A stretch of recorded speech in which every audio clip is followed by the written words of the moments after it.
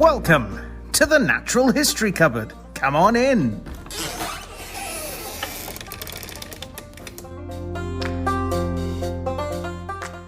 And welcome back to the Natural History Cupboard podcast, the place where the weird and wonderful parts of the natural world come together.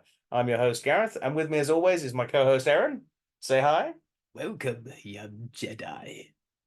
Ooh. I look forward to completing your training. Do you want me to do a really bad joke to ruin things in the first couple of seconds? Go. Okay. What did Yoda say when he discovered he was being filmed in 4K? HDMI. And we've lost everyone. Okay. So obviously it's been a bit of a week, hasn't it? We've had some interesting things. Yeah. You can probably see, if you're watching this on YouTube, you can see our lovely skull up behind us, big dinosaur skull there. We've got new additions into our, as what I'm calling it, is our cubes of curiosity. Yeah. We've got lots of little bits and pieces in there. So yeah, the cupboard is coming along nicely. You're still working on your shelf to go up above us. Yeah. Yeah, new additions all the time. It's really good. It is cool. Some of this, like, you can't, it's kind of out of sight, but as the cupboard takes shape, things will be rearranged. So Yeah. you'll see things. It's like I said, the last 2 weeks, it's an evolving, one might say it's rolling. It's good. Yeah. Well, obviously the big news of, let's say, what did you do this week? I think most people did something very similar over the last weekend, which was look up, or in my case, not look up, go to bed, wake up, and go, what on earth is everyone going on about? And then realize that there's been a major geomagnetic storm that's happened over Friday night. Yeah. That led to, well, basically the sky becoming absolutely insane. Yeah, for most people. And you were lucky enough to see it on the Friday. Yeah. There was an element of luck and also an element of, it's something that I've always wanted to see, and I've been Well, so very have I. interested. I just never had any clue that it was happening. I think when even when Drew was hosting with us, I think I was the only one who would cover kind of Space. we both did that. Space. Hang on. Brian Cox sort of space. Yeah, I think I was the only one who covered anything to do with space. So it's always popping up on my feeds when things like this happen. I don't know. We went and stood out in your garden for a while. We did do that, yeah. Freeze ourselves to death. Yeah, wrong time of year. That was the worst time of the year for that. Funnily enough, that was pretty much where I was to watch the lights. But yeah, I was kind of looking forward to that. I was ready for it. Funny story. I hope you don't mind me telling. But Atta was my partner was supposed to go out with me to see it. We put the baby to bed, and I went out to check if it was there. I came back in and she was asleep. And so I tried to stir her, and she didn't really stir. This is the second time she's done this, because I told her all about the Perseid meteor shower. It's one of the best meteor showers of the year. Happens around August 10th, 11th, off the top of my head. And you can see roughly about 60 meteors per hour, all different colors. It's the wildest. I love that meteor shower. I told her about it last year, and the exact same thing happened. We put the baby to bed together. I was the only one who returned, and when trying to stir her, she wouldn't wake. But it's a shame. But there'll be another time. And I went all the way to Iceland to see the Northern Lights, and I saw nothing because it was a blizzard. So I was really happy to just only walk like five foot out of the cupboard and like, oh, there's some green lights. Like I say, I didn't see it on the Friday. I saw it on the Saturday when it was far less intense. Because they actually said that, there's going to be a chance to see it Saturday, and then I think they said Sunday as well. And I think by this point for us, it had moved a bit further north as well. Yeah. Also, the other big problem on Sunday, cloud. just Yeah. cloud.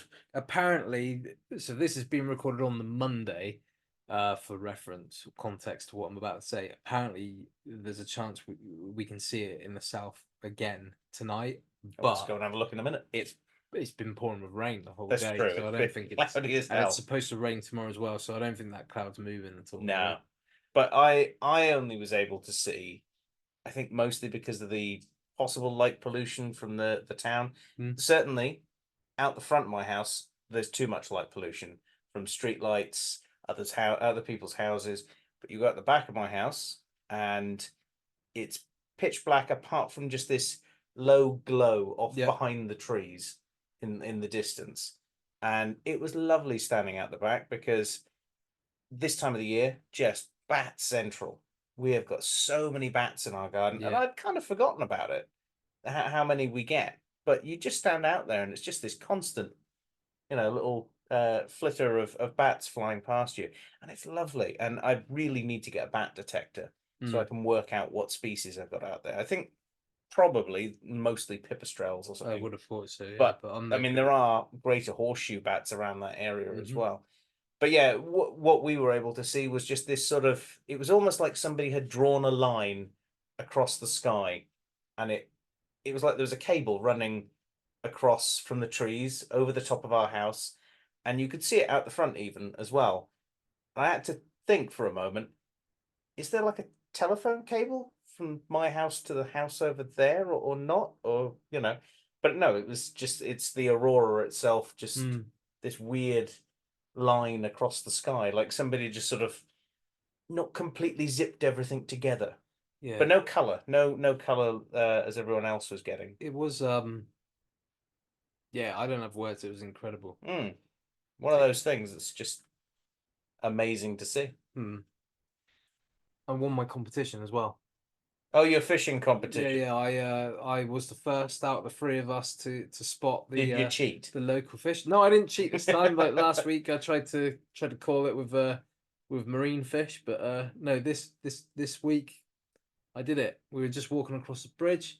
We stopped to have a look, and like just a load of them must have panicked at the reflection of us coming over, and they all darted underneath the bridge. So yeah, Oh, really there you cool go. to see them again. Really cool. I've got a semi-aquatic thing as well. I've been meaning to do this for a long while. I finally put in a pond at the bottom of You've the done garden. it. Nice. Yeah. I think I overdid myself because it was blooming hot on that day, and I don't know why I decided to do it on what has been probably the hottest day so far. But it felt good to have got it done. It's all filled in with rocks and slate and everything.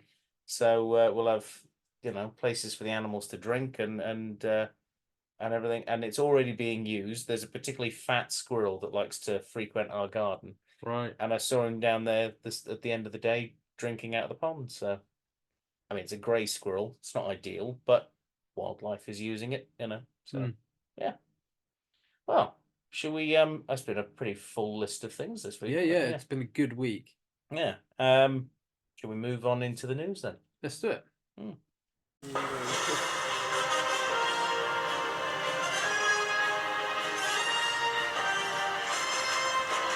It's the news! Right, we're into this week's news. Aaron, take it away. Every week, the weird and wonderful world of natural history offers up an embarrassment of riches when it comes to news and interesting stories. And though we here at the Natural History Cupboard are obviously a very small team, it's our aim to keep you guys updated on the good, the odd, and the exciting. So let's open up the Natural History Cupboard newsreel and dive on into some of the more interesting topics. And it's my turn to start off this week. And my first article comes to us from Sky News, which is not one we've used much of, I think, over the four seasons ago. And the headline is Crocodile. Reports of reptile in Buckinghamshire village investigated by brave Thames Valley Police. Brave, I mean, oof. Yeah. I hope they went well armed to find a crocodile in Buckinghamshire. This decapitated plastic crocodile. Police were spoilers. Police were called to the scene of floodwaters near Cholesbury, Buckinghamshire, after locals were fooled into thinking that there was a crocodile on the loose in the area. Officers arrive to find a toy replica of the crocodile's head floating in what looks like, in the photos at least, look like a rather large puddle. It doesn't. It really doesn't look like it's deep enough to like conceal A whole a whole crocodile? crocodile, with the exception of his head. But there we go. It proves once Although again. some of the potholes around here, you know. Oh, yeah, that's true. Yeah, But just it go straight does down. it does prove once again, not that it needs proving, just how bad people are at judging size and identifying animals, Oh, even at definitely. the smallest of differences. Credit where credit's due, though. They got to the scene snappy. Oh god. The day Anyway. was ended with toothy rings. Moving on swiftly. So I've got a sad one, so we'll bring it back down. Oh. Yeah. This is a rather unfortunate news of a video showing a dead whale across a cruise ship's bow as it comes into New York City. This is the sad video of a 44-foot sei whale across the bow of a cruise ship as it enters New York City harbor. The ship sailed into the port of Brooklyn on Saturday, and experts identified the dead sei whale, an endangered species, unfortunately, as well, that is basically stuck across the, I can't remember the exact name of the bit, but on a lot of modern large ships, you have this almost bullet shape at the very front. It helps to disrupt the wave and make it easier for the keel to pass through, saving them energy in sailing. But unfortunately, because the ships are moving so fast, it's essentially a battering ram. It behaves like a bullet. Yeah, and any whale, dolphin, or anything that gets in the path of it, well, I mean, you get in the path of an oncoming truck with a fist on the front of it, and it's going to basically do the same sort of thing. And yeah, this whale, unfortunately, was then draped over the front of it because of the, just the force of it being there.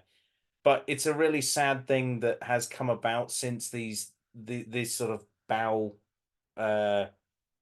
bit becoming a major thing on large ships. So there needs to be something done to try and, I don't know, warn the whale that they're coming. Yeah, it's probably one of the biggest issues for large whales, other than Japanese whaling fleets. Anyway, bring us back up, Aaron.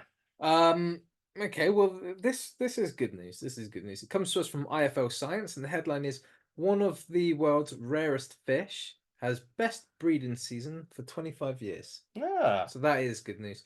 Devil's Hole pupfish, a species that Drew has covered on one of our Halloween episodes, one of the Halloween specials. Cutest little fish around, I think. Very cute, yeah, very cute. The males are, if I remember, the males are like quite a nice blue. Yeah. Whereas the females are slightly duller, but they are very cute. But they are one of the most endangered fish species in the world, being found only in Devil's Hole, which is like a sink It's a fund shaft type going thing, down into the ground. Yeah. and that's in Death Valley National Park. So very, very small habitat, basically, and they basically exist by feeding on algae that exists only on a shelf of rock that is just below the water. Just below the water.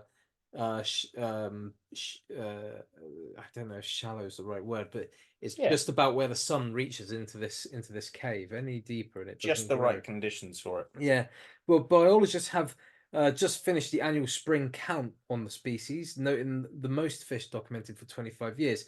For reference, they numbered in the 200s in 1990, decreasing to and then hovering around 90 odd, right up until now. The worst year was 2013, when the pupfish population descended to 35. Yeah, 35 individuals. This year, 191 are present, which is obviously fantastic brilliant news. Yeah. Well, I've got the next article for you. Starts with a riddle. Okay. How did the adder cross the road? Batman. Batman? Yeah. Well, he came and got them. Picked them up. Ah. With his bat snake gripper.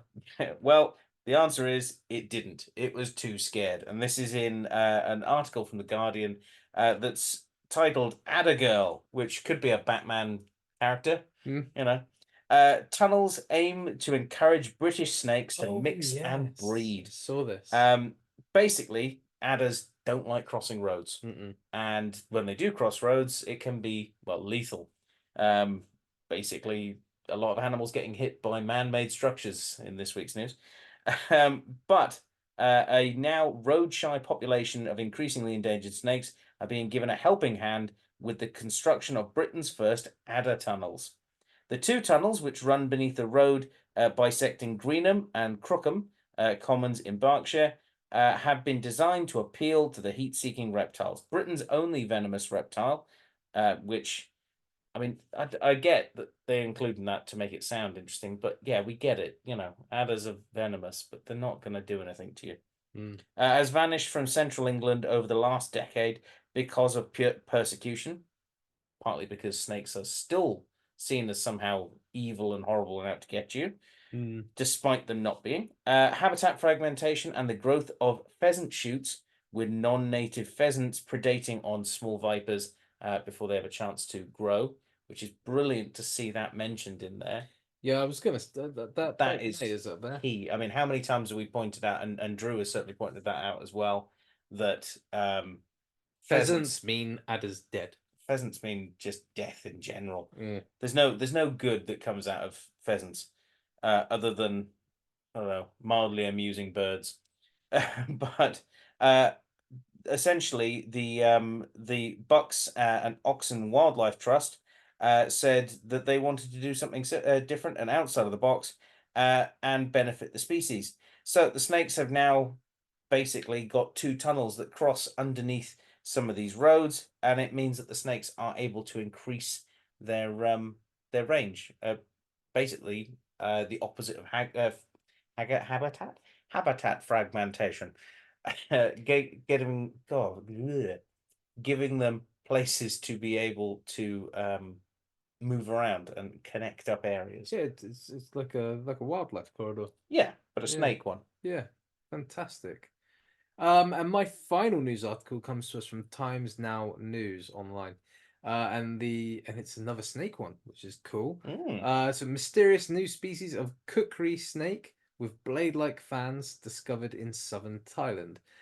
So the limestone formations of Satang and Trang provinces in southern Thailand have yielded a curious new species of cave kukri snake. The specimen was spotted nearly 50 foot up a vertical rock face, which the researchers then had to scale to get to it and take their observations. They documented that the limbless climber had several unique morphological traits, one of which included the presence of 8 blade-like laterally compressed teeth, maxillary teeth. So yeah, wow, pretty cool and really unique. Pretty snake as well. Yeah. So my final one comes from phys.org, and it is scientists find ancient endangered species of lamprey 1,400 kilometers outside of its natural range. Now, Aaron, do you know what a lamprey is? Yes. Yeah, and it's not because I just happen to have this lovely lamprey here. Now, we have been obviously putting things up behind us on our sort of videos up behind us, but we actually have a physical representation here. So lampreys are one of the jawless fishes. So there's 3 main groups of fish in the world: chondrichthyes, which is the sharks and rays, the cartilaginous fishes; osteichthyes, which is the bony fishes, most of what people think of as a fish; and then agnatha, which is the jawless fishes, which are these fellas. And in fact, this is like a mini creature feature I'm throwing in here. Yeah. So, a couple of things that they don't have. They don't have dorsal fins. They don't have traditional gills. They just have these holes that run down the side, and they don't have jaws. Most of them live a parasitic lifestyle, feeding off other fish, or basically sucking the blood from stuff. So they're really, truly weird fish. But the one thing they do suffer from is the population decrease, because they rely on really quite clear water. And the ones in Queensland are endangered as well. So we'll move our lamprey out of the way. That was convenient that we had him Yeah, that was from our good. little Barnstable jaunt, Jaunt. to do that at the library there. So they use their sheep's. I can't speak today. They use their sharp teeth to be able to find their prey, but they are susceptible to dirty water. But a larvae of an Australian brook lamprey has been found in the bottom of a stream, basically filter feeding like they do. In their adult phase, they will become parasitic on things. But a new study has found along a 170-kilometre stretch of the coastline near New South Wales Victorian border, which is along places like Albury-Wodonga and where the Murray River starts to pick up lots of tributaries. They found a lot of these, baby lampreys. They've confirmed reports that the Australian brook lamprey in Queensland, including as far north as Rockhampton, with its enormous extension of its geographical range, the Australian brook lamprey, lamprey becomes the only lamprey species in the world to live in truly tropical waters. So it is further north than it's originally thought. It's quite exciting to find an endangered species so far out of its known range, yet so close to population areas. We're excited these animals that naturally occur in Queensland have been here for a very, very long time, but remained hidden due to their cryptic nature, says Dr. Moffat. The Australian brook lamprey is thought to be extinct. It is thought to be extinct where it was first described in southern New South Wales. Its existence, though, is threatened by sedimentation of rivers, wildfires, and human development as well. But it would appear that obviously the fact that they found some living much further south than where they're normally used to is really, really cool for these odd primitive fish. This, by the way, is as primitive as a ancestor that we sort of have as vertebrates. These are your very first vertebrate ancestors. They don't get this big. I'd like to point that out. This is just how we printed the picture. But yeah, there you go. That's my news article for this week with a really fun little addition. We'll have to see what other cardboard animals I can put off to the side there. Cardboard, pull out a cardboard mammoth. I'll see what I can do. And that just about wraps it up for this week's installment of the Natural History Cupboard newsreel.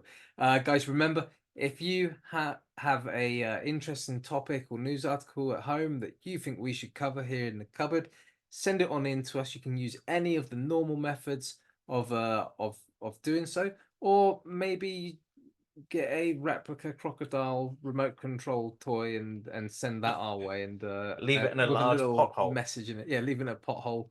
Plenty of them around this place. Yeah, and you may just see your topical chosen article covered here in the Natural History Cupboard newsreel, or in the main discussion topic, and that is on me this week, and it's gonna be a controversial one, and I'm gonna try and keep my. We've covered pheasants. I'm gonna try and keep my opinions in check a little bit because I actually know of this this dump, and we've started well there, haven't we? Oh yeah. So yeah, the headline is big cat. Sorry, this comes to us from BBC as well, I should say. But the headline is big cat park owner disliked modern medicine trial. So this is about the ongoing trial of one Terence Moore. Do you know Terence Moore? I've of him? heard of him, but Yeah. I've never met him.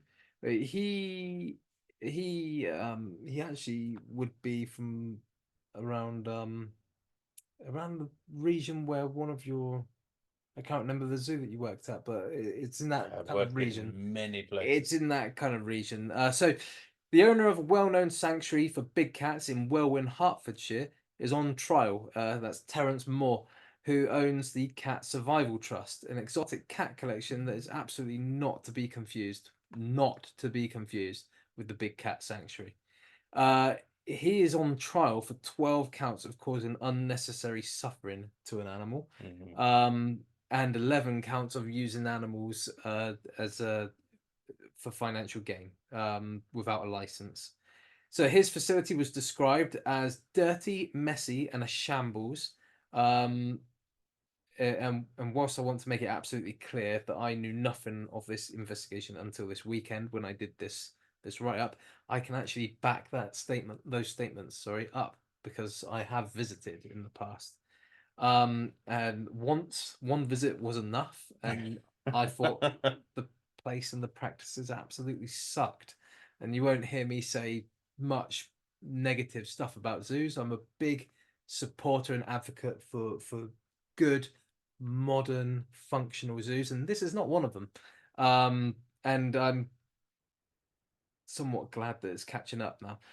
So prosecutor Charles Miskin said, and I quote, food preparation, storage, and disposal was not hygienic. The housing of some animals was inadequate or insecure. Bearing in mind he has some big cats there. Always what you want to hear when it comes to big cats. Yeah. Insecure. And a large number of unvaccinated domestic cats were wandering around, exposing the trust's cats to risk of disease, especially as they themselves weren't vaccinated. Anti-vax seems to be quite the theme over the last few years, hasn't it? He also said that prosecutor Charles Miskin also said of Terence himself the following, and again I quote: "He neglected his basic duty of care towards some of these animals and caused the ones particularized unnecessary suffering, either through sheer neglect or through a dogmatic dislike of modern veterinary medicine or for financial reasons." So to put a nasty little bow around this absolute farce that this place has apparently become, the trial has revealed that Terence was storing dead animals in the freezers instead of having them cremated, which obviously is not good. No. The last time I had to cover that in a news article was when Tiger Temple in Thailand was doing that. Yeah. So that puts him in not particularly good company there. In fact, there are a total of 20 in the freezers, but there were no mortality records to be found anywhere. Which again, that's a huge no-no for captive collections, albeit it's especially endangered ones as well. Yeah. Psyche's paperwork for things like that is unbelievable. The bodies were removed on April 13th last year after an investigation that was started almost a year prior to that. To be honest, their living counterparts apparently were real-time examples of what these dead ones had possibly been through. Resident specimens were said to have been suffering, and no veterinary care had been requested nor sought. I have stories. On top of this, he was using websites, which suggests more than one, but I'm not clear on whether that was the case or if it's just a typo.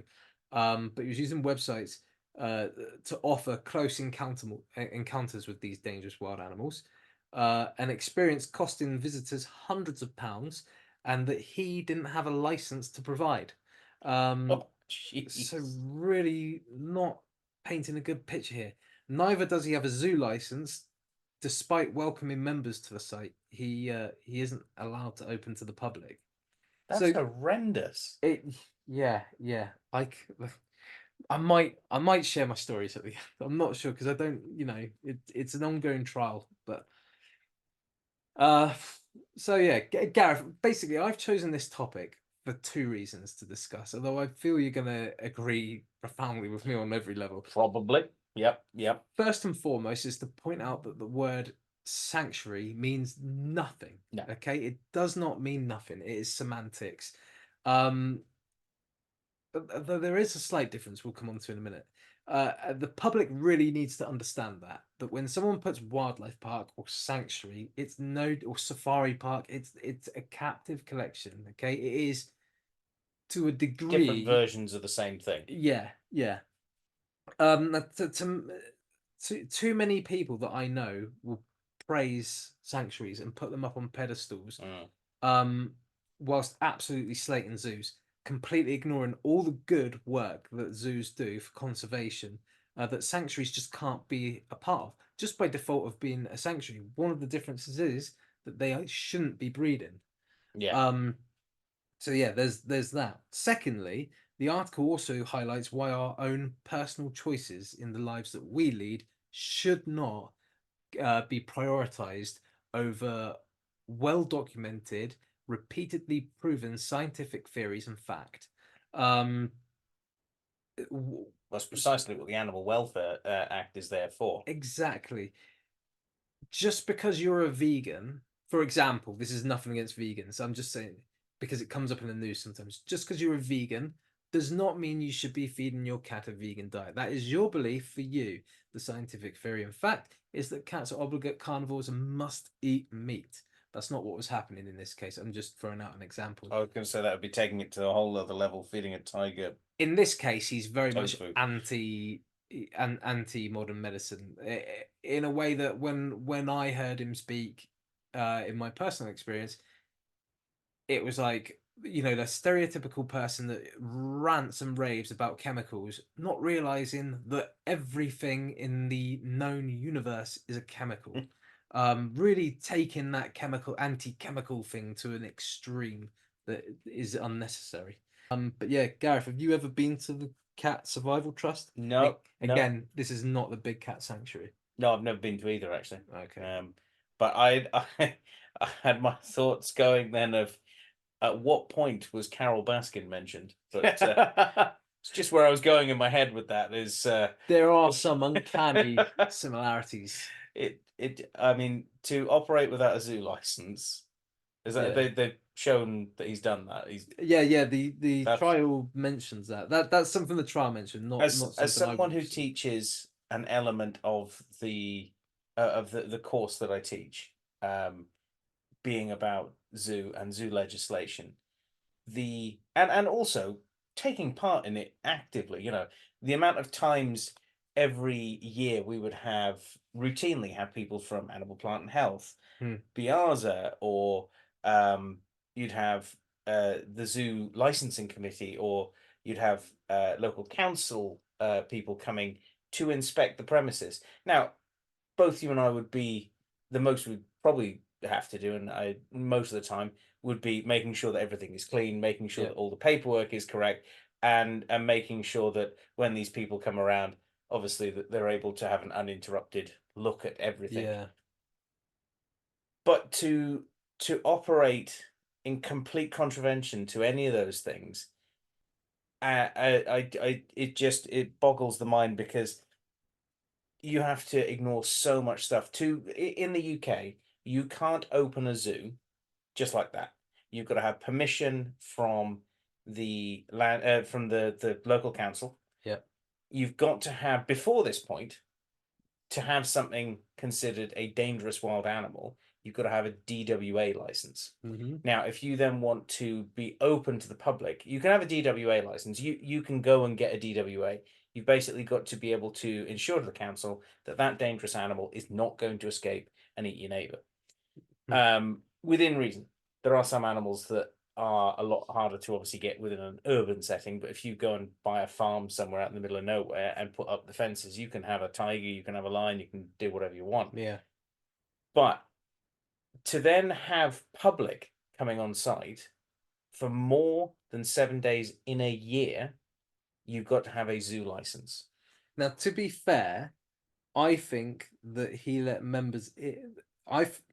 So the way I've interpreted this, and don't quote me. This is my interpretation, is that he had some sort of membership scheme where you paid a subscription that funded, basically, to put it bluntly, his exotic pet collection. Doesn't matter. It doesn't matter. But I think they could only go in certain weekends of the year. I don't think it went over that 7 day. That's how a lot of people have managed to get around those things. The moment you go over 7 days, that's it. You are in contravention of that. The council can come down on you, and the government can come down on you for basically, or like DEFRA can come down on you for breaking that particular piece of legislation. But to be open to the public as well, there are a number of quite important things you've got to take into account. You've got to have toilet facilities. You don't necessarily have to have a cafe, but you need to have like the ability for people to get a drink or something like that. all these different things that need to be taken into account. And by just skirting that rule and being open for a few couple of days and then the rest of the year not, it obviously saves a place a lot of money, because being open to the public is very expensive. Yep. The amount of money that goes into keeping animals is extortionate, and to be able to go into doing that, it's something that you're obviously aware of before you go into doing it. But to just run the actual facilities within a zoo as well is also a giant expense. Running fridges for food for cafes, having the staff who aren't just there as, you know, your keepers or your maintenance people, Yeah. but having people to run a kiosk, to run a gift shop, all those different things. So people don't often think about the expense that goes into the sort of, I suppose, the ancillary side of a The zoo. daily running of Yeah. the zoo as an entity. Yeah. But it's a big expense, and that's why good zoos are important, and that's why good zoos should flourish, because they're the ones who are putting the time, the effort, the money, the planning, and the resources into doing it properly. Having something like that, and having something that's just there as basically a private collection, it doesn't really do anything. It doesn't do anything for conservation. It doesn't do anything for upholding standards. And to then, like you say, put your own personal biases on things doesn't help anyone. No. If you want to have your own personal biases on stuff, that's fine. But the moment it starts contravening the health of the animal, that's when it's an issue. And that's what the Animal Welfare Act is there for. It has a very specific thing that I drill into my students on a continuous basis of the 5 animal needs: the need for a suitable diet, the need for a suitable accommodation, the need to be able to express natural behaviors, and that's everything from a big cat wanting to hunt and predate things, which you can obviously, you can't allow.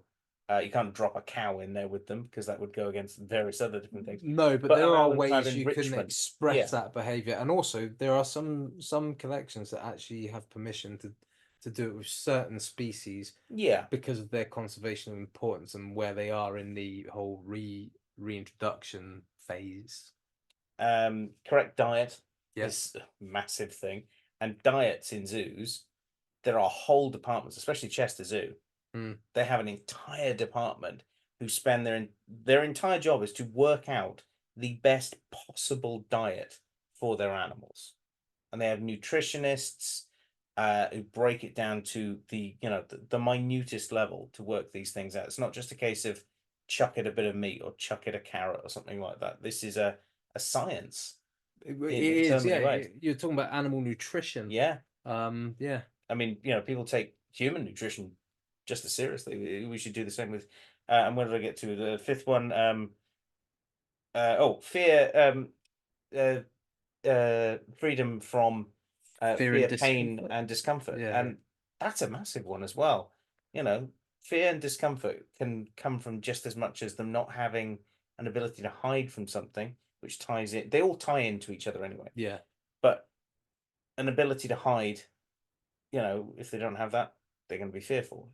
Blah blah blah. It all adds on, and yeah, it's base level knowledge that anyone working in the animal industry should have, and it's what, let's say, I take great pride in making sure that the students are fully aware of that and should eat, sleep. You know, that should be like, Well, that is a ingrained foundation into it. of good husbandry. Yeah. It's not like we should be aiming to meet those and go beyond. Oh, easily. But That's they the are the foundation upon Yeah. which a zookeeper is built, a foundation on which anyone who wants to work in animal care, and really anyone who wants to have a pet, should be aware of those things. Not even animal care. Not even just animal care.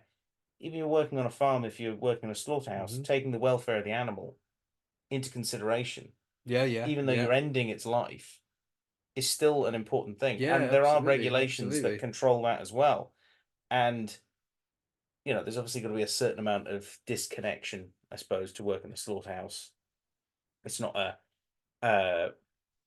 I would not imagine. Sorry, I would not imagine it to be the most mentally positive place No. in that sort of sense, especially if you are an animal person, but to still maintain the welfare of the animals, even in the last few moments of their life, Yeah. is something that needs to be done. So yeah, it's a bigger point, is that understanding that animal welfare and understanding what it takes to operate a facility with animals is key. And hopefully he'll learn from his lesson, or the place will be shut down and the animals will go to other facilities.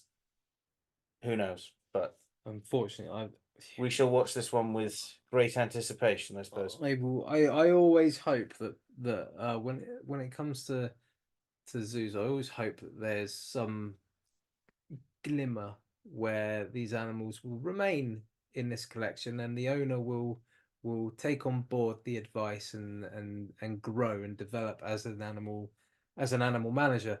There's only been maybe a handful of times where I've hoped that these animals just go. And again, this does not put Cat Survival Trust in good company, because I do hope that these animals go to other homes. Because my experience of him is he is cemented and he is very rigidly and stubbornly stuck in these opinions and these practices that he's that he's practiced, Yeah. that he's adopted. I don't think he'll change, no matter what.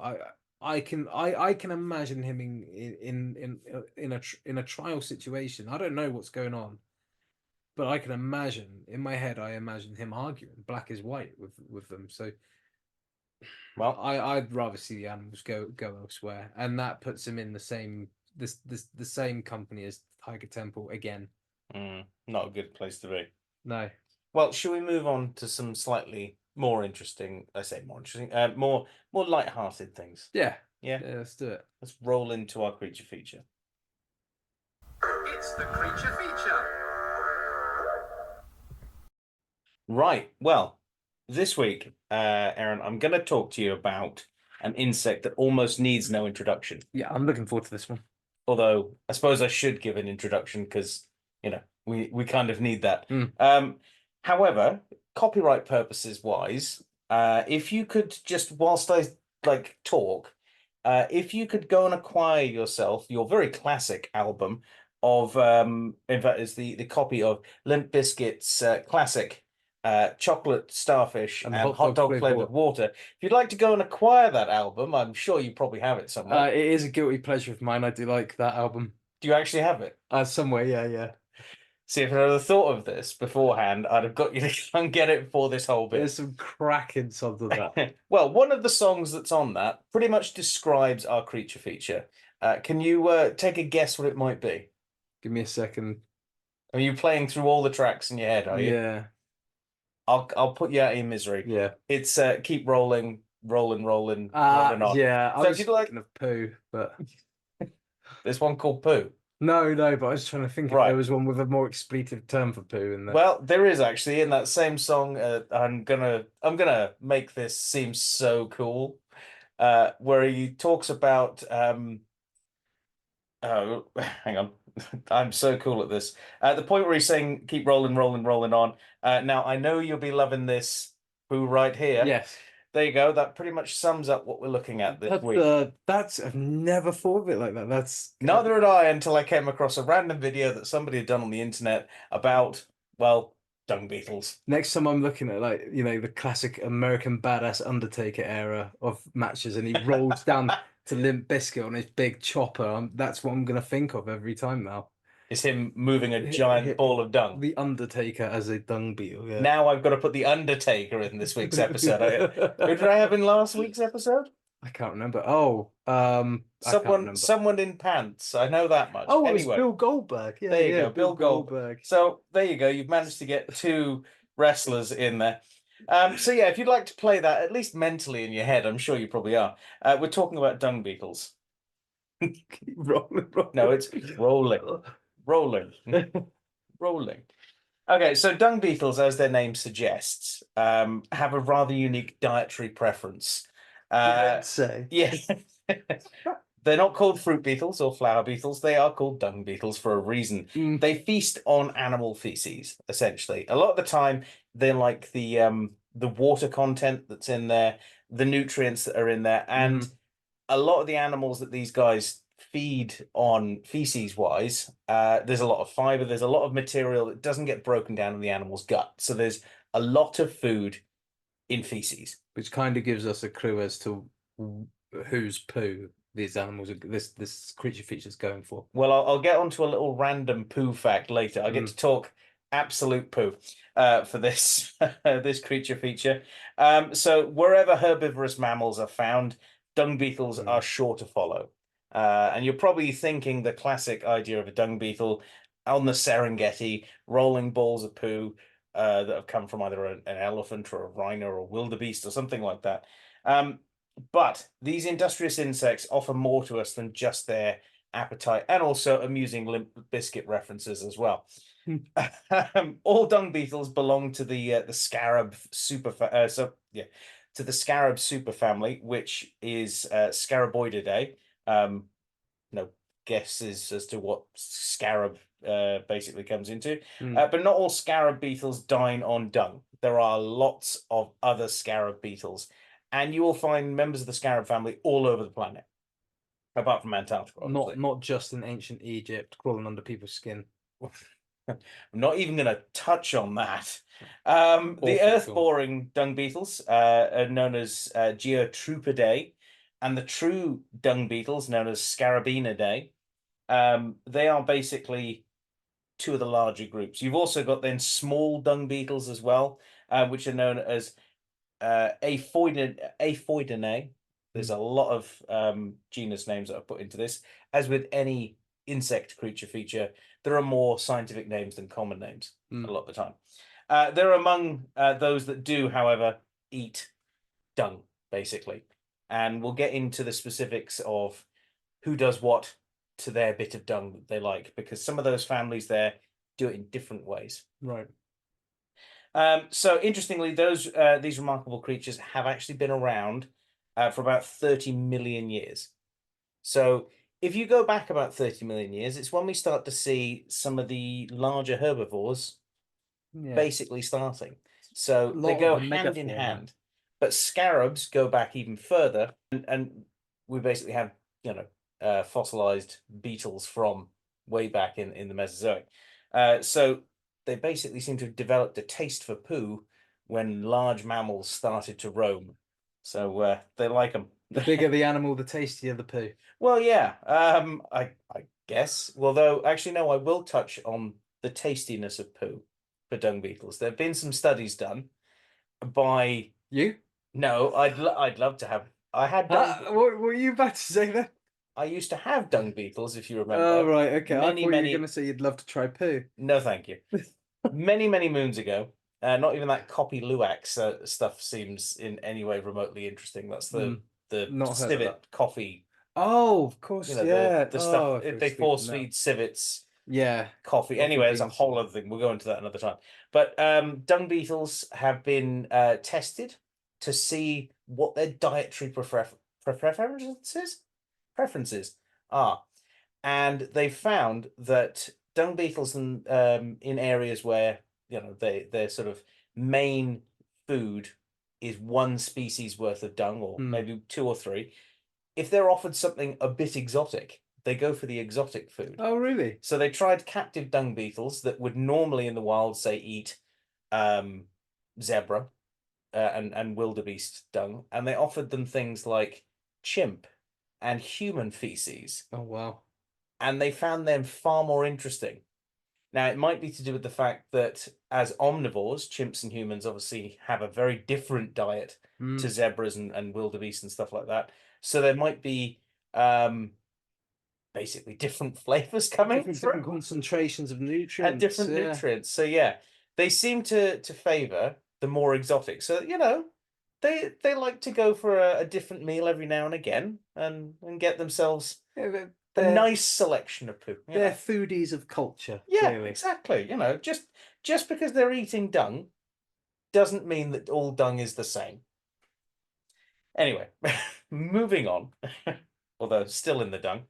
Size-wise, dung beetles come in a huge range of sizes, and the smallest ones measuring a mere 2 millimeters, right the way up to some of the largest ones, which get on for the sort of size of a small plum, I suppose. Right. Yeah. And they'll even live in ants' nest or hitch rides on the sloth's fur. Some of these really, really tiny ones, because they can hang out and essentially just live off bits and pieces that the sloths still have sort of stuck to them. Wow. On the other end, like I say, the giant species will hang around well, where giants live in Africa. Dung beetles that eat elephant poo. And they are in the genus Heliocopornis, and they can reach a whopping 70 millimeters, so 7 centimeters. So yeah, plum, maybe, I don't know, Yeah. damson, that sort of thing. In fact, there is a species of dung beetle that's known as the plum dung beetle, because they are this lovely purpley sheen to them. Oh wow. They're Okay. really, really pretty. The colors that dung beetles come in are absolutely stunning. And I can guarantee you have seen more than a few dung beetles, but you may not have known it. And I would guarantee you probably seen one of the largest ones in these parts. So the diversity of dung beetles is truly astounding. There's over 5,750 species of dung beetle worldwide, excluding Antarctica, obviously. Not much point in trying to find penguin dung, and also a bit too cold for them to live there. Although I would love to see like a snow dung beetle. That'd be really cool. Rolling a little snowball, a little brown snowball. Making little brown snowmen. There's a future Christmas card right there. There's not a carrot in for his nose. There's a sweet corn. Well, it's been a wonderful time while it lasted, until the censors took us off the air.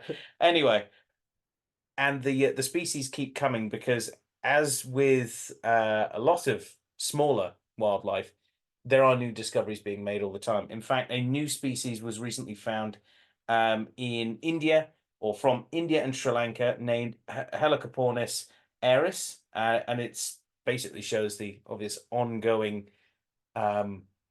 exploration for things like this. I would love to have a new species of beetle just turn up around here. Like, to be able to find a new species is one of my #1 life goals. And obviously name it after yourself, although I don't think you can name it after yourself. No, I don't think you're allowed to. I'd make reference to it. I'd have to call it something anyway.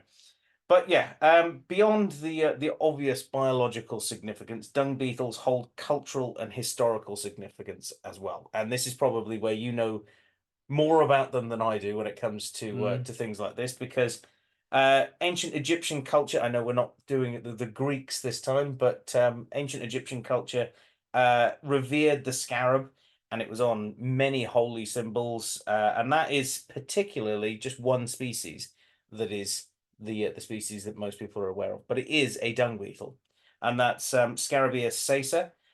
It was the symbol of the god Khepri, and it was essentially, in Egyptian mythology, rolling the ball that is the sun across the sky. Yeah. So the sun is a big ball of excrement, burning excrement, which we all got to see it letting off some weird gases the other week. Yes. The other day. Yes.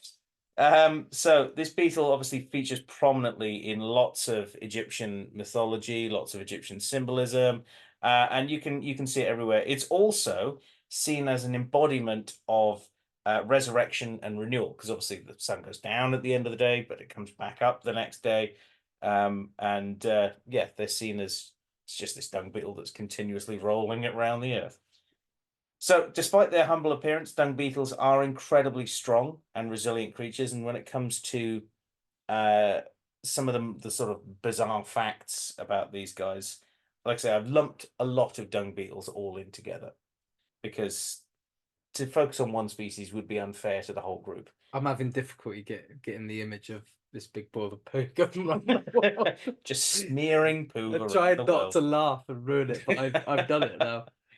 Well, so some of the stronger species, or some of the more record-breaking species, are things like the Florida deep digger, which is Peleopterus profundus, and for instance, it can tunnel 3 meters downwards. And whilst it does this, it's actually providing an important service. It's aerating the ground, isn't It it? is, Yeah. but it's also pulling poo down into the ground. So it's putting fertilizer down there too. Yeah, Very good. yeah, and we'll get on to In- different species doing different things in a second. Industrious little beetles. Oh, that doesn't even cover it. That's about the deepest that they've been found to dig. However, the Taurus scarab, Ornithophagus taurus, can pull an astonishing 1,141 times its own body weight in poo. Sorry? Yeah, What? 1,141 times its own body weight. Wow. It can basically do the equivalent of shifting, like, I think it's something like us being able to just lift and shift an entire loaded lorry and just sort of roll it over. Of poo. Well, I mean, just in weight. Yeah, yeah, but I mean, how many times your own body weight can you lift? I don't think I could lift my own body weight. I don't know anymore. There you go. How much poo in your body weight could you? No. But I just want to go off that name. Did you say ornithophagus? Sorry, Onthophagus. Okay, because I was thinking like bird Yeah. eating cow, bird eating bull. I'll have to look up what the ontho bit means. But yeah, it's basically earned the title of the strongest animal on Earth per its body size, which that's a hell of a skill. Yeah, very dirty hands too. No, feet. Feet, yes, feet. Most dung beetles move. They things do it like backwards, this. don't they? Yeah, Yes, they do it in reverse. which makes the big poo going around the earth even funnier. There you go. And forget that just the ability to lift things. These guys have some of the most amazing super senses of any group of animals on the planet, because not only are they remarkably strong and have a remarkably good sense of smell, because they can smell poo from miles away. They're able to actually navigate using the moon, the sun, and the Milky Way. Wow, that's cool. They also That's really orient themselves. Wow. They orient themselves when they are setting off, because the poo itself in a lot of species is not necessarily for them, it's for their young. It's for their grubs. So what they will do, when you see a dung beetle climb on top of a pile of dung and sort of twitching around, they're orientating. I can't speak today. They're orienting themselves with the Milky Way. That's and incredible. finding out where they are and getting their rough direction. They basically take a mental snapshot of the sky, so they can find out where to go to get home. It is like, I mean, we're so ignorant in like, I not in this country in Britain, but As a generally, yeah. In developed parts of the world, like Britain, but not just Britain. We're so ignorant to these skills that we would have been able to look. Basically, we live underneath a massive map. Yeah. And we would have known how to navigate by it, but we've lost that. Not even close to this level. No, this is like, this is. I think you summed it up really well when you said like he's basically twitching, like kind of making micro adjustments and taking mental snapshots. That's far beyond our reach, but yeah. But it is it's incredible. Yeah, it really is. It's what makes them such an amazing group of insects as well. Now, despite their ecological importance, unfortunately, this is where we start to get into, humans being humans. Dung beetles face numerous risks, including habitat loss, which you would think habitat loss would be a big thing. Well, but they rely on the animals that live in those habitats. Yeah, I was going to say. So, in large portions of Africa where fences have been put up to stop animals from getting onto roads or coming into urbanized areas, we've got areas being divided up, so you have less animals living there. One could say the poo rolls downhill. Yeah, basically. It's not funny. It's the poo has rolled downhill. It's also hit the fan I as well. say that, yes. Oh dear. Another big problem is pesticide usage, and we'll get onto that into a specific type of pesticides, but any kind of pesticide can obviously damage insects because that's kind of what it's designed to do. It's sort of the nuclear option. That's why I hate using anything like that in my garden. And basically, there are a species that tells us the health of an environment. Because if you've got animals that are eating the waste products of everything and they're healthy, then the environment itself will also become healthier as well. So I'd now like to turn to talking about UK dung beetles. Now, there's probably a few people who've gone, hang on, we don't have dung beetles in the UK. We do. You're aware that we have dung beetles? Yes, I don't know the name of the species, but I think with about 60% accuracy, I can. That's not the right way to use that phrase, but I feel semi-confident that when I see it, I know that that's the dung beetle. Yeah. And I've watched them go about their business before. Well, the ones that most people might be able to name, UK species wise, at least anyway, and also Northern Europe wise, there are two that really stand out. One's the door beetle, which is our largest member of the dung beetle family in the UK, and they're about sort of the size of a 10 pence piece, a little bit bigger. God, I'm trying to think what that would be for our international audience. 10 cents in Australian, I know that much, and New Zealand. I don't know what it would be in American or Canadian. No, I'm trying to think, and I can't. Is it a nickel? No, I think nickel's smaller, isn't it? It's about the same size as like a euro as well, in sort of size. Anyway, a door beetle is this lovely blue color. Basically that sort of dark navy blue that you get. That's almost sort of purpley in shine as well. Absolutely gorgeous beetle, proper round, and actually do look like your classic dung beetle. The other one that we have is the minotaur beetle, which has a little horn on top of its head. Yeah. Another decent sized dung beetle, our two largest. Now, in the UK, most people don't tend to think of us as having dung beetles and would obviously think that they can't obviously play anywhere near as much of an important role in the UK as they would in, say, parts of Africa, because we don't have massive herds of wildebeest roaming across the place. But they are just as important here as they are in the Serengeti.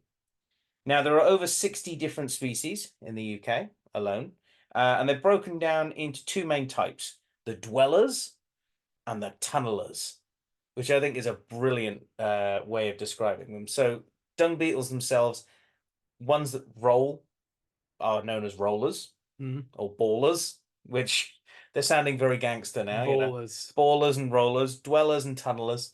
Although that makes them sound quite dwarvish. I was going to say that the tunnelers are the dwarfs and the dwellers are the goblins. Yeah. So it's all to do with what they do with poo. As you could probably guess, tunnelers dig down and they take a chunk of poo with them and dig straight down. Ballers or rollers, they roll up a small chunk of poo into a nice little bowl and roll it away to wherever they're taking it. And the dwellers, they just sort of live in it. They just go, it's fine, this is good, I'll live in here. And all of them play an important part in obviously breaking down feces. Without it, the place gets very, very messy. Now, we may not have the large herds of wildebeest living in the UK, but we do have large herds of herbivores. Yes. Lots of herbivores, in fact. And they play an important part in helping them out. Or at least they used to. Now, they all play an important role in helping soil health and the nutrient cycle. Unfortunately, we have to go back a bit, and we went back to World War II last week with the Weissant. We went even further back. True, World War II, but World we War only I. need to go as far back as World War II. Oh, right, okay. Roughly around the 1950s, 1940s, there was an obvious need to mechanize farming Mm-hmm. and to improve the output. Before that point, farms were very much small family operations where it would be, you'd be able to acquire things from down the road, and nothing would travel much further than that. But obviously, over time, and especially into the 1950s, where we start to see the industrialization of farming and agriculture in general, we start to see the need to produce more quicker and with less interference from pests or weeds or anything else. Basically, the mentality of nature is something that is there to be conquered so that you can farm the most. Yeah. And it's where you, unfortunately, because we live in quite a rural area here, it's a mentality that still hangs around because it has been ingrained in farmers since the 1950s. Mm-hmm. We saw things like DDT being used, which is a That's terrible pesticide horrendous. that managed to wreak havoc on our raptor populations and lots of other animals. The idea of intensive farming, thankfully, is not as big of an issue around here, but it still has, has some play on the way that things are done, at least. Well, this is where we start to see a real difference in land management practices, because the idea of getting as much out of the land as you possibly can, it comes into play at this point. Where we start to see more cows being kept in a smaller area, or larger fields, the hedgerows being taken down, for instance, to make one large field full of cows with more in there than you may have normally had.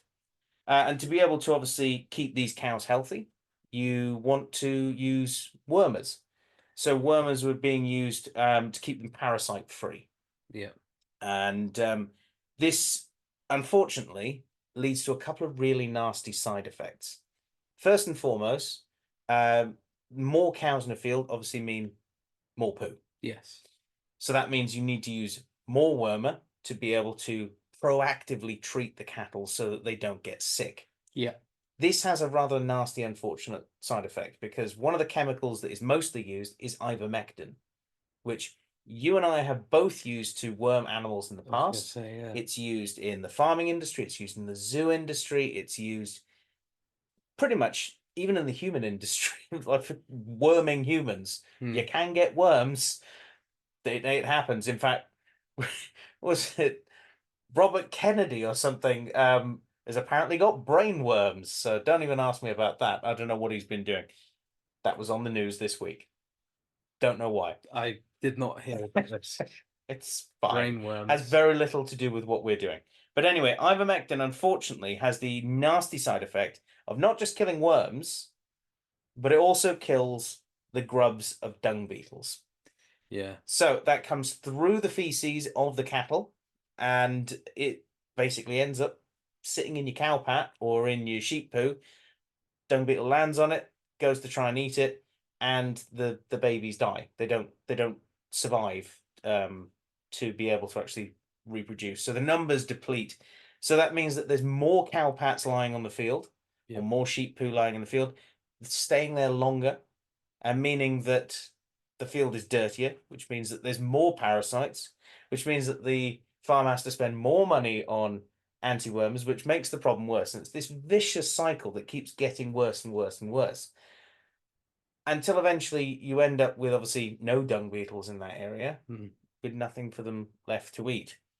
Antibiotics then being used to obviously make sure that the cows are healthier, and this leads to, well, a number of things. The meat not being as good. It means that the farmer is spending an absolute ton of money on all of these preventative measures, and the countryside itself is suffering massively. Yeah. So it's not good for the wildlife, it's not good for the animals, and it's not good for the farmer in the long run, and it's not good for the consumer. And both you and I would agree that locally grown, locally sourced food is so much better in so many ways. Yeah. Part of that is obviously treating the land as part of the environment, not seeing farms as somehow separate from everything else. So This is why a lot of now forward-thinking farmers, and I say that because it has come to a point where it's almost a reinvention of the wheel. Like you said, we've lost a lot of this sort of foresight of how people have done things because it's cheaper and easier to be able to do things that way. Cheaper and easier short term. Short term, Long yes. term, it always ends up more expensive. And unfortunately, Brexit has made that worse for farmers in the UK. You're kidding. No, I know, shockingly. Brexit made something worse? So all of those subsidies that they did have, gone. So they've got to think of new ways of doing things. And there's a number of farmers that are now trying something radical. They're breeding dung beetles.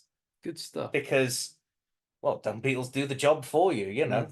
So there's a number of farmers that are now trapping dung beetles by having pitfall traps that have basically got a luring bit of dung in the top. The beetles come in, they fall into the pitfall trap, and they come along, they take the beetles out. They identify what species they are because there are over 60 species in the UK. They then put them into, well, some of the different versions that I've seen of these have included almost like a dumpy bag with a zip in it, put over a couple of cow pats in a field. So just a tented out area in a field where it's then, you know, they drop the dung beetles in and they live on the cow pat or live in the cow pat. And the farmer can come along and then release more of them from these breeding cages. And in doing this, it's basically meant that they're not having to use wormers because they're finding that the worm population is nowhere near as high as it was. One farmer from a YouTube video that I was able to find, and I think I'll try and link that in the description or somewhere down below. One farmer basically said he hadn't had to worm in almost 3 years. That's amazing. That's because amazing, isn't it? He doesn't see how any way he needs to do that, basically because none of it's showing up. So they're being reactive in worming. So sometimes they are having to use wormers, but they're trying to not use things like ivermectin. They're trying to use different ones. Also speaking to my other half, who is a vet nurse and sees this from the real end of testing these things. I say the rear end of things because that's where obviously those tests are going to take place. You're trying to get me to go into that level of laughter where I don't return. Yeah. Well, she said that there is also a growing body of evidence that a lot of these worms are now becoming resistant to ivermectin. Which they will do, yes, yeah, of course. And it was always thought for a very long time that you'd use things like ivermectin and it would wipe them out. What's happening is you're wiping out the majority of them, but there's still one or two that are hanging around inside your animal. But this is yet again another example of when we've come along and tried to do something more efficiently than we think nature can do it. Yeah. And in doing so, we've upset the entire balance. The beavers, wolves, and now dung beetles are just the perfect representation of this. You remove them and the whole thing collapses. You put them back in and nature, life finds a way. Basically. And they've also found that alongside of all of this, the cowpats are disappearing quicker. They're drying out quicker because the beetles are using all the liquid, all the nice tasty bits in the dung. They are basically gobbling that up as quickly as they can. So the dung pats dry out, which means the parasites can't live in the dung for longer, which means they're not hanging around as long, which means there's less parasites for the cows to pick up.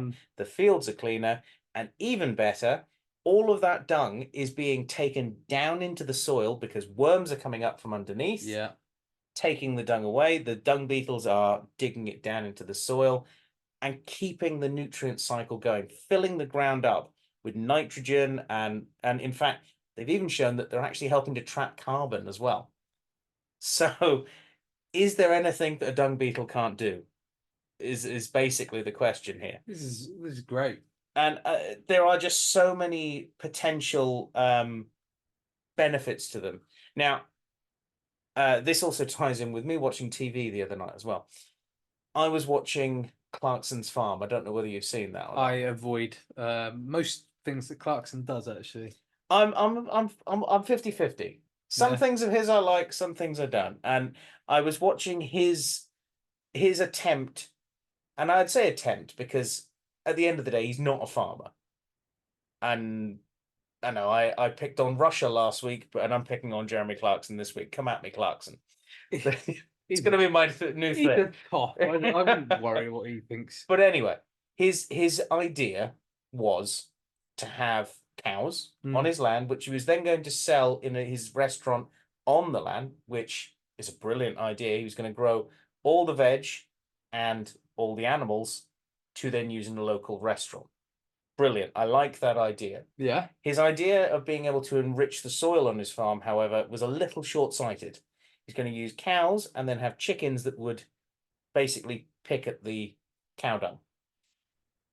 There's several steps missing there, and I think the biggest one is the lack of dung beetles. Now, whether they didn't want to talk about that on that show or not, or whether he just didn't understand that whole process, it really is sort of like it's almost there. It's just the idea is there. To be fair, considering his opinions of pretty much anything environment-wise, I'm impressed that he got, when he threw that ball, it landed somewhere in the vicinity of that It's basket. on the same field, yeah. It's almost like, I tell you what it's like, is when you take a 3-point shot and it kind of, it doesn't hit the ring and it doesn't go in, it just kind of hits like that white square or red square on the backboard and then bounces off somewhere.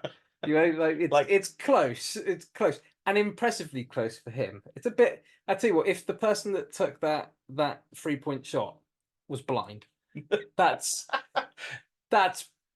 pretty much, yeah. I'm actually quite impressed that he got that close. It's good.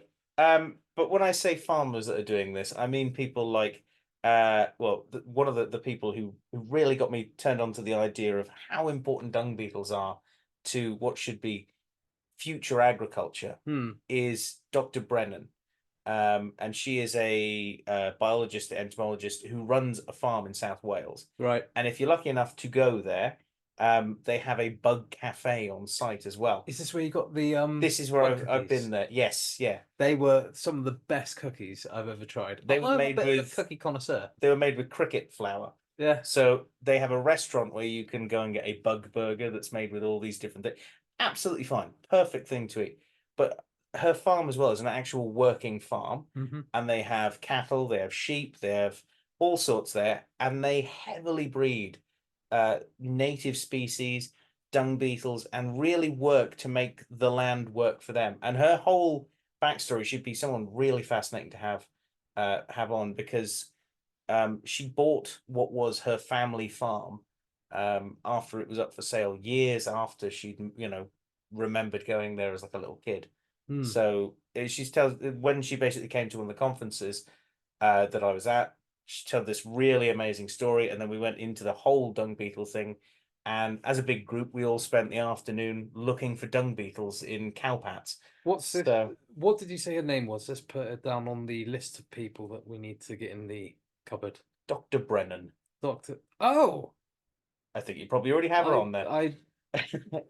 But anyway, this is why dung beetles are so important. They basically hold the key to farming in the future, not just here in the UK, but globally. They also hold the key to climate change in some, minor, but also quite large part. They hold the key to being able to hold the land together and make it more fertile. And apart from that, they just look cool. There's not many animals that can dive into a pile of poo and come out smelling of roses, because they're that good at what they do. So there is the dung beetle for you. They are about as impressive a beetle as you can get. But I think I knew a little bit, like the tip of the iceberg about dung beetles. There's been one incredibly interesting creature feature. They're an animal that, if you've got access to like a cow paddock or something like that, go out with a stick. And I'd say on like a hot summer's day, once the cow pats are a little bit more firm, shall we say. Mm. And just have a poke around, see if you can find one or two of them in there. Don't obviously stick your hands in because it's going to be pretty messy.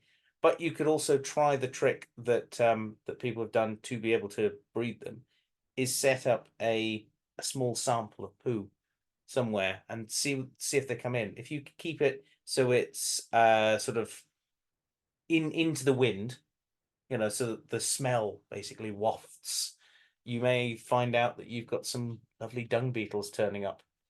That's really cool. I'm really impressed and interested in the work that these farmers are doing. It's the way It's that we nice have to to hear go. that. A bit like Derek Gow. It's a bit Yeah. nice to see. It's very nice to see farmers actually truly working with nature, not just saying they work with nature, Yeah. but actually working hand in hand with nature, not against it. Well, sing the dung So we need to sing the dung beetle's praises because it is a species that, or not just a species, a whole family that does amazing work. What better way to sing a dung beetle's praises than put on Limp Bizkit? Keep Yeah. rolling. There you go. It all comes around again like a big dung beetle rolling the sun. Anyway, should we roll on into our emails for this week? Let's do it. Bing! You've got mail. Ooh, it's an email.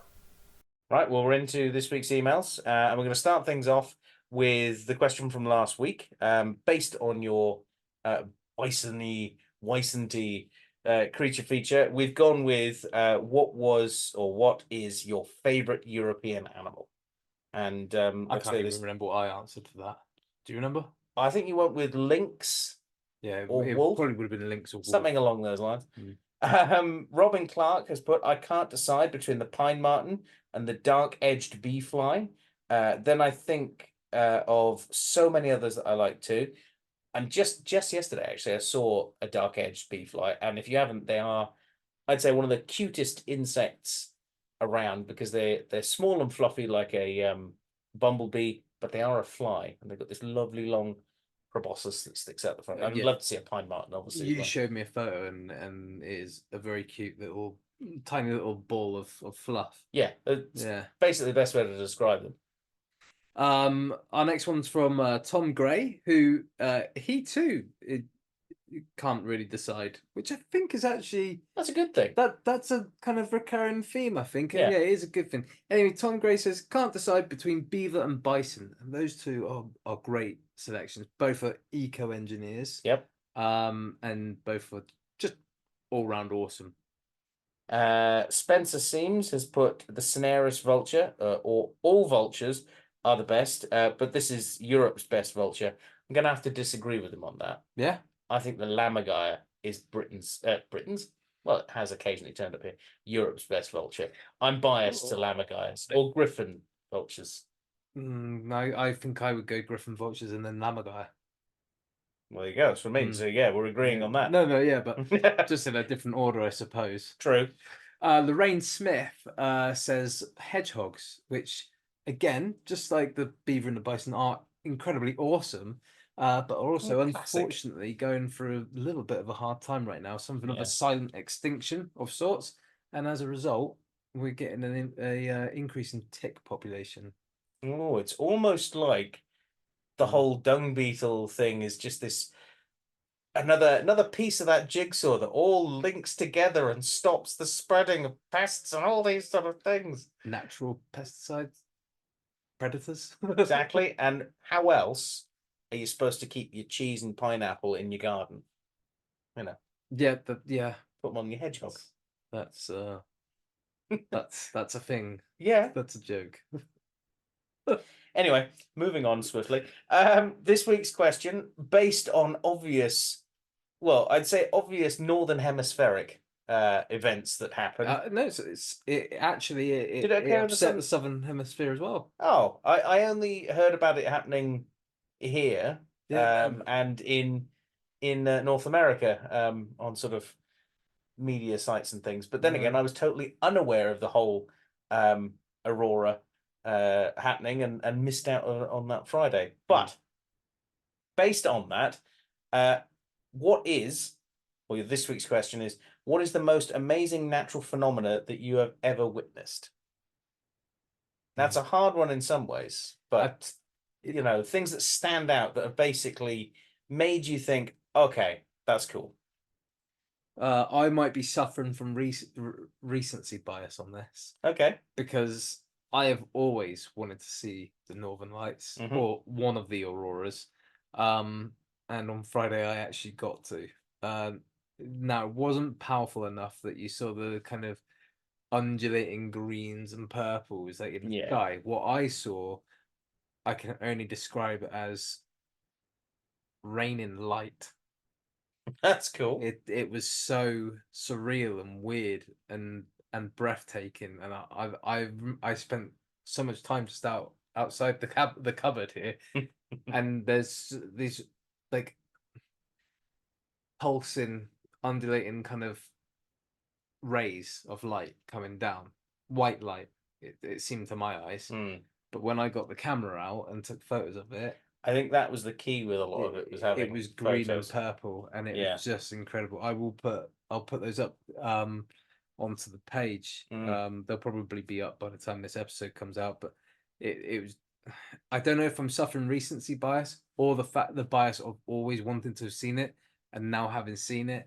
But I don't think I could ever get tired of that. No, that's quite cool. The only thing that I think might come close-ish, I perhaps not if there are other phenomena that I could that were in this kind of range. It's quite far below, but it's the closest thing I can think of is when I went on my night dive, all the animals just lit up, like the bioluminescence in the marine life was that again was just it takes your breath away. I always wanted to go to one of the or see that sort of bioluminescent not algae, but phytoplankton and that. Yeah, I've always wanted to see it. You can actually buy that now as a pet, which is basically just a jar of phytoplankton, really, which is fine. I suppose it glows a bit, but yeah, I'd like to see that in the wild. I'm gonna go with something that's a little bit more down to earth, because compared to that, most things are. Other than things like meteor showers, which are fascinating things to see anyway. Which would definitely feature high up there. But I would say one of the most absolutely outstanding phenomena I've ever seen, and it's something that you've probably seen as well, is a murmuration of starlings coming into roost. And very cool. And just the moves, the shapes that they form in this very intricate dance, getting ready to land and evade any potential predators, is just amazing. And what makes it even more bizarre is the best place I've ever seen that was in an Asda car park. And it's still one of the best places to go and see it, and that's the Asda in Poole Harbour. Just smack bang on the edge of the town, there is just an Asda, and the starlings like to roost in and around it, and you can just stand there in the car park and just watch as this, shape forms and moves around. And I believe Aberystwyth Pier is another really good place to see them as well. I have to say that's a really good answer, because you're quite right. That is an incredible phenomenon. Yeah. To see. They don't seem as an individual, as lots of individuals. It seems as a whole entity that doesn't seem like a bird. Do you remember like a fluid? Was it Windows 95? The screensaver was like all these multicolored specks, and they very similar. It's like that. Yeah, it's like that. As if it'd been programmed. Wait, are we living in the Matrix? Probably. Wow, well, there you go. If we're not living in the Matrix. But tell us what you think is by far the most amazing natural phenomena you've ever seen. It could be absolutely anything. It may be something as simple as, I don't know. What's simple? Well, it may be something as simple as a dung beetle rolling a ball of dung. But you can do that by following us on our Facebook page and commenting down below, and we'll read them out next week. You can also get in contact with us in a variety of other ways. We're obviously on social media. We're on Facebook, Twitter, Instagram, all of those places. But we are also available through our email address, and that is the nathistorykupboard@gmail.com. And this week, I believe we've got a email, Aaron. Yeah, Does happen. Does happen. it's a slightly embarrassing one. No. Would you like me, whilst you're looking for that one, to read out a Facebook message that we got? Yes, go for it. Yeah, and it's actually to do with local wildlife as well, so Okay. it fits into our previous question. This is from Jem Babs, and she said, "Hello, on my morning walk with the hubby and the whippet, and we saw 4 red deer. Nice. Now, there's been sightings over the spring and stories of them being in the area for a while, but we'd never seen them. We'd never seen them. But this morning, there they were. Of course, we had no camera or even my phone, so no evidence, unfortunately. Not sure where they'd come from, but happy to see them in our local area. Now, to give some context to this, she lives about 12 miles north of Manchester. So, okay. not in like the middle of the city or anything, but in itself is surrounded by, well, a lot of houses, a lot of, area that's been developed on. Yeah. And they said they've also seen roe deer, and they've also come across a variety of other things in the area. So quite cool to see red deer that close to major urban population. I've seen roe deer up that way, but I've never seen red deer up there. I mean, you get red deer just outside of here, don't you? Yeah, we hear them during the rut, and occasionally we can see them on the other side Through of the window. Yeah. Just break in like cats, just coming through the cat flap. Yeah. They just poke their head in. Yeah. Get their antlers stuck though. Cat tells them off. So our email, what have we got? Well, before we do that, actually, not to go too far off this, you just remind me, we do have some comments. I won't read them out, but essentially, well, I will read them out. So basically, we're on YouTube, and we didn't really know how it was going to go, but it seems like you guys are enjoying it. We've had a couple comments. Kelsey Watts Music has commented, "Brilliant to have the visual of you guys. Keep uploading videos, gets me through my lunches at work." Oh, well, there you go. And Louise O'Leary 7945 says, "Really like you guys here. I like my podcast, but spend more time on the tube." So yeah, that's really good. That's really nice to know that that this is, we're taking over. We're in more places. We'll be on that, like those big sort of animated billboards in like the middle of London or something like that. It's it's nice. It's nice to know that that it's been appreciated and that you guys are enjoying the video content. I'm enjoying doing it this way. Yeah. Now to the email. So unfortunately, Gareth, this is going to act as something of a public apology at the same time to Professor Andrew Pask, who emailed me. Oh God. After the podcast episode where we did the interview, and for whatever reason, it was missing or hidden or whatever. I couldn't see it until the other day when I took my daughter out for a meal, and she got a little card in a sweet of a thylacine, and I thought, I'm going to take a photo of that and send that to Professor Andrew Pask. So I whipped up his email, and there was this unread email, and I couldn't have been more embarrassed. I wanted the floor to open and me to be swallowed by it. Okay. How bad is it? No, it's a lovely email. Oh, right. I just can't believe that I hadn't seen it, because it was in there since the 4th of December last year, 2023. So Professor Andrew Pask, if you are listening to this, just to kind of retread the ground that I covered in my very apologetic email back to you on Friday night, I am so sorry. It's especially as you were a wonderful guest in the cupboard, and we hope that we've made a friend in you, and that I'd encourage everyone to go and listen to that episode. It's such a good episode. Such good. One of my favorite interviews. I think. Anyway, Professor Pask has written into us. He says, "Was brilliant chatting with you both. I could have easily done another hour." So could we. Maybe until Aaron doesn't reply to your email. I'm so sorry. "Was brilliant chatting with you both. I could have easily done another hour. We could have too. It's a toss-up between," because we asked him after the episode, we asked him what creatures he would Oh, like. yeah, yeah. He said it's a toss-up between the short-faced kangaroo, Procoptodon Very Goliath, nice. or the honey possum. Both Oh. amazing. Very cool. Let's do Procoptodon in the theme of extinct species. I have a PhD student joint with U Manchester, working in the lab at the moment to figure out if they hopped or not. They are physically too large to have hopped like a roo, so probably walked awkwardly. Fascinating and huge animals. I personally think that since I really did us and Professor Pasky disservice by not replying back to him, we'll do both those creatures. Well, we've got a whole bunch of them that will be next month's pretty much picked by our listeners, our Patreons, and our interviewees. and our interviewees. Yeah, So yeah. that's pretty much our schedule for next month, I think. So yeah, sorry about that, Professor Pask. But I thought I'd read that out on the show so that I could apologise to you in front of the millions.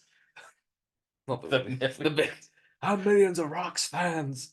Yeah. So that's our email. Well, there you go. If you want to email us and have Aaron ignore you for the best part of a year, you can do so by sending it into the Nat History Cupboard at gmail.com. I might start making sure that the emails are being. Needs to be checks and balances here. Yeah, yeah. We do have a question. Okay. Well, so this question, it's all coming in this week. Yeah, this is great, and this is partially to do with YouTube because this question came into us from YouTube. Oh, right. So this comes to us from Maximilian on Mars. That's a long way away to write right into us. Thank you. He writes, why are there trails visible before their bodies in the fossil record? He's talking about trilobites. That's a very slow moving bug. It was a comment on your. On that little video that I threw up. Sorry, why are there trails? Why are there trails visible before their bodies are in the fossil record? I don't know. Oh, we've stumped the professor. I don't know. I'll get back to you on that one. It's true though, isn't it? Well, no, a lot of the tracks, don't you? The trackways of them, but you'll find trackways, and then you'll find the trilobite at the end of it. So yeah, you'll find it's basically just wherever they've stopped, and died. Would be my thought. Yeah, but you don't tend to find the tracks before the trilobite, if you get what I mean. No, right. Unless he's walking backwards. That'd be my only way of why are there moonwalking trilobite? All their bodies in the fossil record.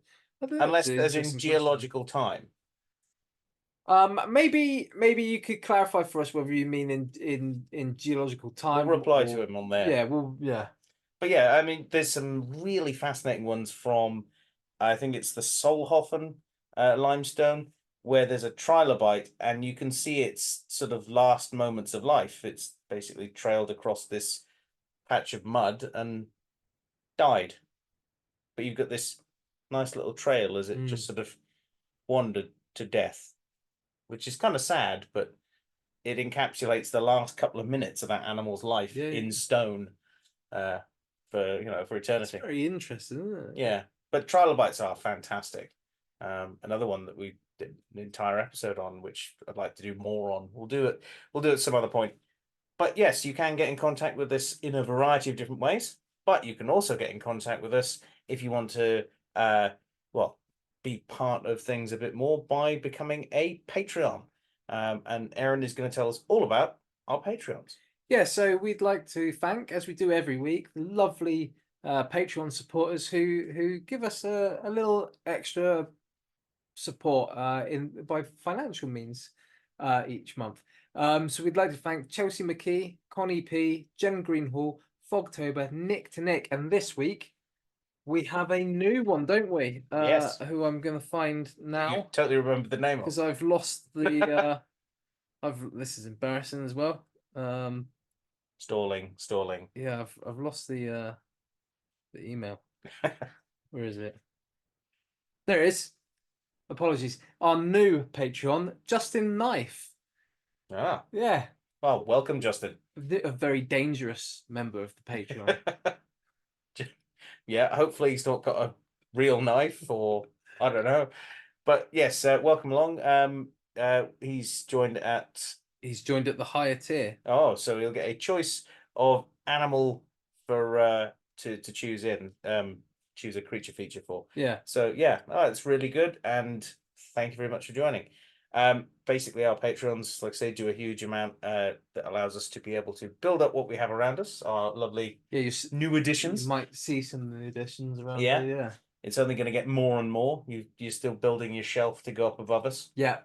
Shelf's got to go in. The shelf really was the priority, but I think it's a nice little side project to get. I couldn't distracted resist by. doing that. Yeah. Yeah.